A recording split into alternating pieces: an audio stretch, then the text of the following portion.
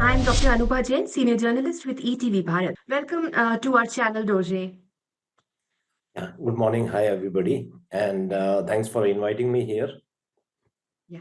So, Dorje take us back to that night at chilling Sao at nearly 5,000 meters in the depth of winter. What were the biggest physical and technical challenges you and your team faced while capturing Jupiter at opposition?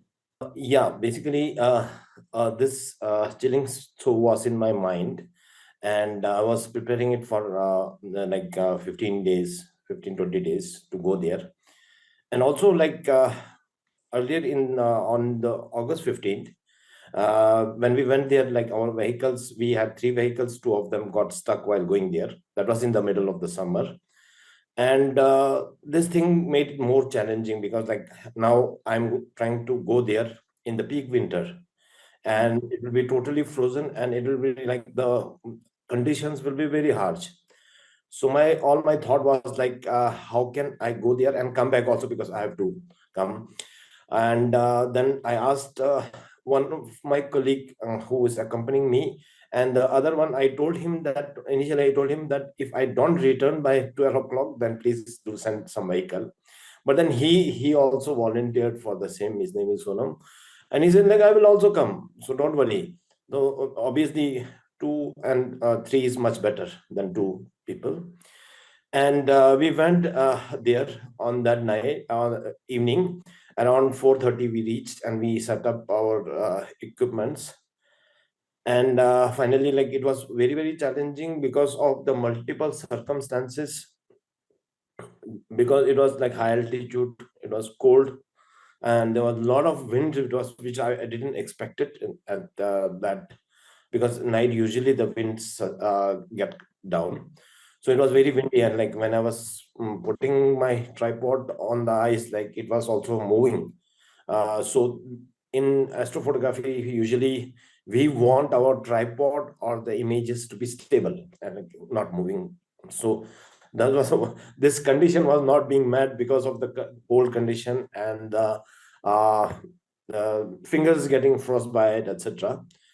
But overall, I was very much happy that the image came with all our struggles, and it was around like 4 hours what we took to take this picture and come back. Wow, that's so scary, but also very interesting. Yeah. So Jupiter's opposition and zodiacal light alignment are rare and fleeting. So how far in advance, as you mentioned, 15 days, I guess, did you plan this expedition, and what astronomical calculations or tools were crucial in timing the shoot perfectly? Yeah, basically, yes. Like Jupiter opposition was always on my mind, but the zodiacal light was an icing on the cake. I mean, it was something which I got additionally.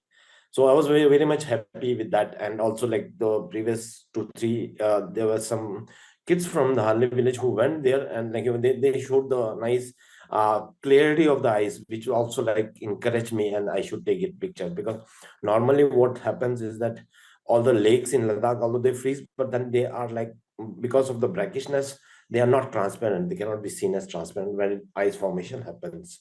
So here I was like, this is a very good. This must be a clean water, and hence I can see the transparent beneath what is happening. So that prompted me and encouraged me to go there. Okay, great. So, as engineer in charge at the Indian Astronomical Observatory, so how do such field expeditions complement the scientific work being carried out at Henle, especially in terms of sky quality and long-term observations? And also, how do you balance scientific accuracy with artistic storytelling when creating images like this? Yeah, that's a very nice question. See, what I like to do is I like to connect the landscape with the stars. So that is my specialty as a hobby. So I find that a pure joy when I'm able to do that, and like this actually shows what is there. And Mhm. like I could also do deep sky object, but then it does not connect us with the land which we are trying to show. So basically, Ladakh has a very nice landscape, and the starry skies complement the same. So this is what I'm trying to show. And obviously I have to be very accurate, like I cannot do too much composite, like getting the sky from somewhere else, and having all the elements there at the same time and trying to showcase them gives me great satisfaction. And also this also reminds the people, because it's land and steady skies are there, this is what we are losing with the light pollution. And uh, our ancestors actually, they used to see the stars and they learned many things, and it used to be our evening time entertainment, but not now anymore. So this is like all my latest images, they had this element that everything should be dark, and I'm trying to showcase what the land and star together without light looks like. Okay, right. So, chilling Sao in winter is an unforgiving environment, as you mentioned also. So, what were the most dangerous moment during the expedition, and how did you balance personal safety with the pressure to capture the shot? Yeah, as I told you, it's very like we have to go through dirt track. We can get uh, stuck anytime. And also the like obviously it's a frozen lake and you don't know what so we were ready with many things. We were ready with extra clothes, extra sleeping bags in case we get stuck.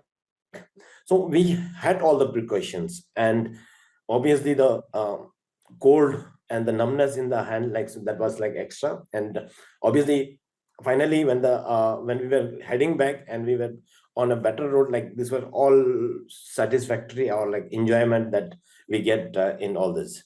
Yeah, that's tremendous with shaky hands and like freezing and everything's like the capturing this moment is very difficult. Yeah, very difficult. So modern equipment is powerful, but conditions at Chilling Sao are unforgiving. In moments like these, how much depends on technology and how much on human judgment and experience? Yeah, that's a very good question. I can narrate two, three circumstances. Actually, the camera technology has become very good now, obviously. But then you also need to have good equipments, which like it should not fail at that moment. So, for example, I went to chilling so, and then if something or the other thing doesn't work, that's another. You are wasting your energy, and you have to practice beforehand what is going and what you want. So these are very much important. And also like I would like to tell you, I had actually taken 3 gears, camera and tripod gears, so that if something fails, the other should work. And like I was very much fortunate because of my previous experience and previous challenges that I have encountered, or failures I can say. I could all I was got like I could used only two, and one just remained, as it can be seen in the image also. One of them was never used, but I thought I will try to use it. And but it was also the challenges around, like I had to constantly monitor. What my main aim was to get the 360-degree panorama. And so while trying that, I forgot that I had another equipment which I can also use and utilize also, but then didn't it was not used. Okay, right. So the image highlights, as I've seen, both pristine skies and the creeping threat of light pollution. So, from your perspective at Henley Dark or Night Sky Reserve, how urgent is the need for dark sky protection in India, and what steps should be taken? Yeah, basically what we were through the Hanle Dark Sky Reserve, what we were trying to showcase is a model like which can be replicated anywhere in the world. So first of all, like people should be eager to come inside. So when we started Hanle Dark Sky Reserve, we initially we asked the villagers, we will try to do something like that, and they can use the night sky as a natural resources to earn also and to learn many things. So basically that is what happened. And then we then approached the UT government and IIA, because it was already part of it. So this having people together is what is very important. And like then we can tell them of the many advantages that we have with less light pollution. So there are like even the medical benefit that we have, the wildlife sanctuary, the wildlife, they gain many things. It's all about entertainment, education, and earning also, socio-economic development, for example, in this case. So these are all complements once we get less light pollution. And so this, I think it, because we have seen many cases all around the world, they have so many dark sky parks, reserve, which it can be replicated in our own country also, and we can have multiple of them.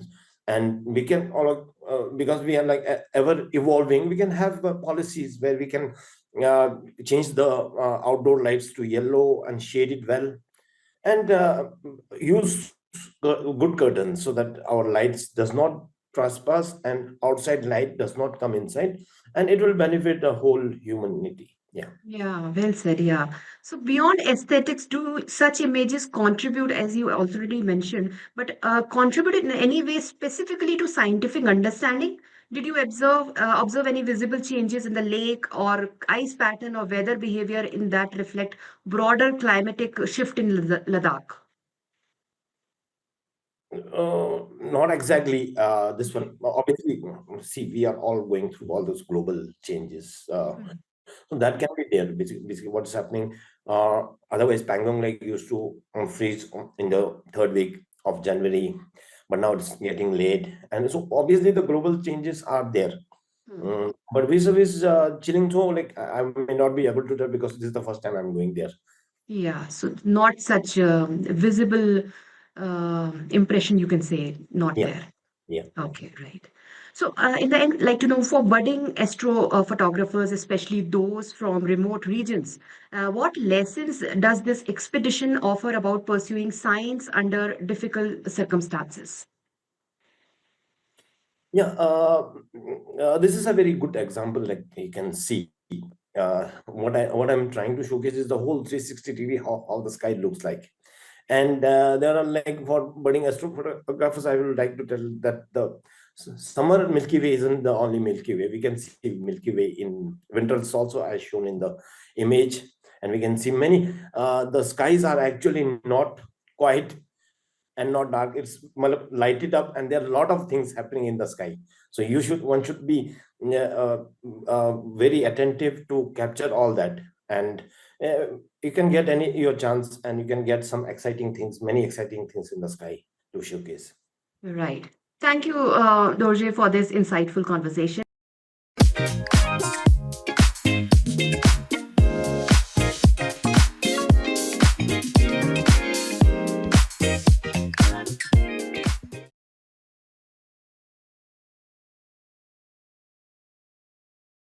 As an athlete, I knew something had to change. I train hard badminton, boxing, strength work, etc. Then I actually want to live my life after, catch up with my friends, go out, feel good. But my protein was sabotaging that, bloating, and lots of heaviness. So it all changed when I switched to Biozyme Performance Whey. 25 grams protein per scoop. भैया हैं क्या?